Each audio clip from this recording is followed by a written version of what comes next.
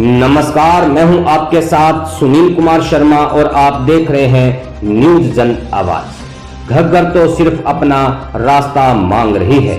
जी हां दर्शकों, आज हम बात करते हैं घग्गर नदी पर। रिपोर्ट भेज रहे हैं हनुमानगढ़ से श्रीमान गोपाल झा, लेखक हैं श्रीमान शंकर सोनी। प्रकृति से छेड़छाड़ का सबसे बड़ा दुष्परिणाम प्राकृतिक नदियों में बाढ़ का आना है। दुनिया का लगभग तीसरा हिस्सा बाढ़ की चपेट में है, जिससे विश्व की लगभग 82% जनसंख्या प्रभावित है। भारत दुनिया का दूसरा सबसे अधिक बाढ़ प्रभावित देश है। भारत का लगभग 12% भौगोलिक क्षेत्र वार्षिक बाढ़ के लिए अति संवेदनशील है। एक रिपोर्ट के अनुसार भारत में लगभग 12,000 छोटी नदियां के अस्तित्व को हम लगभग मिटा चुके हैं। हिमालय की गोद से निकलने वाली 6,000 नदियों में से आज 400 से 600 का ही अस्तित्व बचा है। आज घग्गर का मिजाज देखकर हमारी सांसें रुकी हुई है। घग्गर अपना रास्ता मांग रही है। हमारी याददाश्त में हनुमानगढ़ क्षेत्र में सन 1964 के बाद 1993 में बाढ़ का खतरा मंडराया।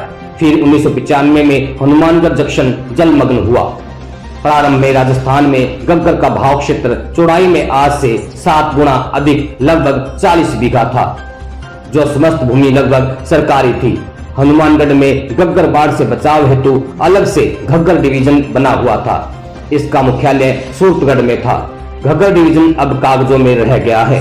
गत वर्षों के जल प्रवाह के आंकड़ों के आधार पर सिंचाई विभाग की धारणा थी कि घग्गर में 50 वर्ष में एक बार 50,000 क्यूसेक पानी आता है। अपनी धारणा के आधार पर ही सुरक्षा बंधों का रखरखाव होता रहा। सबसे पहले गलती सरकार ने घग्गर बहाव क्षेत्र की भूमि को विक्रय व आवंटित करके की।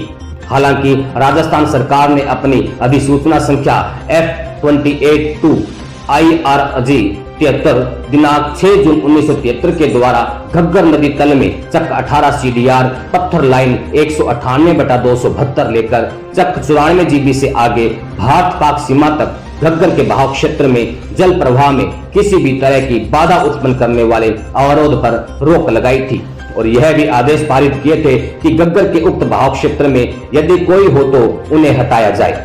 फिर भी लोगों ने घग्गर के बहाव क्षेत्र में बंधे बनाकर इसके बहाव को अवरुद्ध किया। स्वयं राज्य सरकार की अनुमति से घग्गर बहाव क्षेत्र में अवैध कॉलोनियां बसाई गई, निर्माण हुआ और अवैध ईंट भट्टे लगे। आज हालत यह है कि घग्गर का विस्तृत बहाव क्षेत्र कहीं कहीं मात्र 1 बीघा से 3 रह गया। मामला सर्वोच्च न्यायालय तक भी गया और सर्वोच्च न्यायालय ने घग्गर बहाव क्षेत्र के लिए 6 बीघा चौड़ाई को नियोजित ठहरा दिया। अब जब घग्गर अपना रास्ता मांग रही है तो इसका जवाब कौन देगा? सरकार, सर्वोच्च न्यायालय या फिर अतिक्रमणकारी? नहीं, इसका जवाब तो घग्गर खुद देगी। कहावत है कि नदी कई वर्षों बाद भी अपना पुराना रास्ता ढूंढ लेती है। घग्गर जैसी नदियों को समझना है तो कवि बालकृष्ण राव की कविता सुन लीजिए। बकौल कवि: नदी को रास्ता किसने दिखाया, सिखाया था उसे किसने की, अपनी भावना के वेग को उन्मुक्त बहने दे, कि वह अपने लिए खुद खोज लेगी सिंधु गंभीरता स्वच्छंद बहकर। इसे हम पूछते आए युगों से और सुनते भी युगों से आ रहे उत्तर नदी का। मुझे कोई कभी आया नहीं था राह दिखलाने, बनाया मार्ग मैंने आप ही अपना। ढकेला था शिलाओं को गिरी निर्भीकता से मैं, कई ऊंचे प्रपातों से वनों से कंदराओं में, भटकती भूलती मैं फूलती उत्साह से प्रत्येक बाधा विघ्न को ठोकर लगाकर ठेल कर बढ़ती गई आगे निरंतर, एक तट को दूसरे से दूर तर करती, बड़ी संपन्नता के ओर अपने दूर दूर तक फैले साम्राज्य के अनुरूप गति को मंद कर पहुंची, जहां सागर खड़ा था फेन की माला लिए मेरी प्रतीक्षा में। यही इतिवृत्त मेरा मार्ग मैंने आप ही बनाया, मगर भूमि का है दावा कि उसने ही बनाया था नदी का मार्ग, उसने ही चलाया था नदी को। फिर जहां जैसे जिधर चाहा शिलाएं सामने कर दी, जहां वह चाहती थी रास्ता बदले नदी। जरा बाएं मुड़े या दाहिने होकर निकल जाए, स्वयं नीची हुई गति में नदी के वेग लाने के लिए बनी समतल, जहां चाहा कि उसकी चाल धीमी हो। बनाती राह गति को तीव्र अथवा मंद करती, जंगलों में और नगरों में नचाती ले गई भोली नदी को। भूमि सागर तक किधर है सकते? मन के वेग ने परिवेश को अपनी सबलता से झुकाकर रास्ता अपना निकाला था कि मन के वेग को बहना पड़ा था बेबस। जिधर परिवेश ने झुककर स्वयं ही दाह दे दी थी, किधर है सत्य?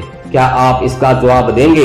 बहरहाल घग्गर उफान पर है, लोग डरे हुए हैं, प्रशासन की सांसें फूल रही, सरकार सत्ते में, फिर भी अभी समय है कि व्यवहारिक योजना बनाकर इसका समाधान किया जाए, अन्यथा आप खुद समझदार हैं।